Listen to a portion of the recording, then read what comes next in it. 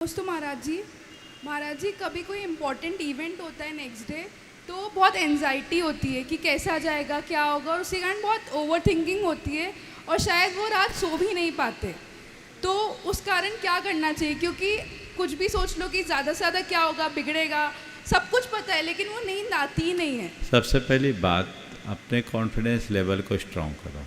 कितना बड़ा इवेंट हो, नेगेटिव थाट्स आएंगे, और जब नेगेटिव थाट्स नहीं आएंगे तो कॉन्फिडेंस बिल्टअप हो जाएगा, तो ओवर थिंकिंग भी रुक जाएगी।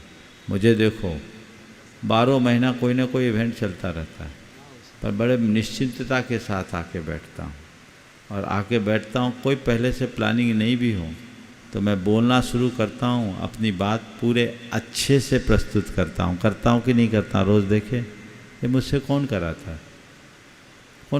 है? मेरा कॉन्फिडेंस। समझ गए? तुम लोगों को सुनकर आश्चर्य होगा, मेरे 95% प्रवचनों में मेरा कोई प्री प्रिपरेशन नहीं होता। मैं आके बैठता हूँ और नमोकार बोलने के बाद, थोड़े खड़े रहो, सुनो पूरी बात को। नमोकार बोलने के बाद सोचता हूँ कि कहाँ से बात शुरू करूँ। लेकिन तुम लोग कभी मेरे प्रवचन में मेरी लय टूटते हुए देखते हो क्या? मुझे भटकते हुए देखते हो क्या? हाँ? और कई बार किसी भी विषय में मैं कहता हूँ 4 बातें, और उस समय मेरे माइंड में एक भी बात नहीं होती, और बोलते बोलते 4 बातें जनरेट हो जाती है। ये कौन कराता है? कॉन्फिडेंस। पर ये कॉन्फिडेंस एकाएक नहीं आता। ये आज मेरे अंदर इतना कॉन्फिडेंस है क्योंकि मैंने अपने आप को पहले बहुत खपाया है। मैंने खूब पढ़ा है, हर विषय को पढ़ा है, और मन लगा करके पढ़ा है। आज वो मेरे काम में। तो यदि हम किसी का प्रिपरेशन अच्छा रखते हैं तो कॉन्फिडेंस अपने आप होता है, और कॉन्फिडेंस अच्छा होता है तो एंजाइटी अपने आप ख़त्म हो जाती। तो जब हमको पता है ये मेरा जॉब ही है, तो हम अपनी प्रिपरेशन में पीछे क्यों रहें?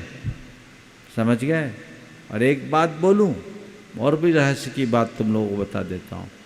मैं दिन भर अपने काम में बिजी रहता हूं, कभी खाली भी रहता हूं तो दिमाग को खाली नहीं छोड़ता।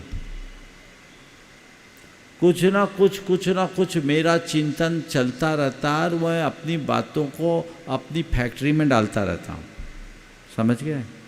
वो चीज़ें स्टोर होती है, और मौका होता है सारी फाइलें खुलते जाती है, और आप लोगों पर उसते जाता हूँ।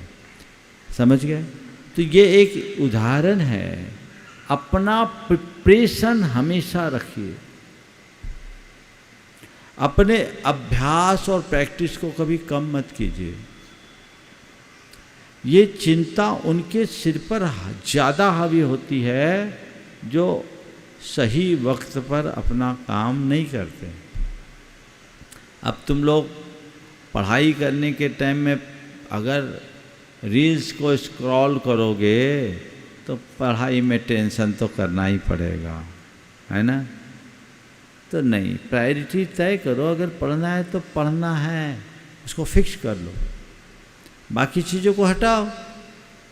और यदि ये सब चीज़ें नहीं होगी तो ये समस्याएं बनेगी, गहराएगी। इसलिए इस पर ध्यान रखें।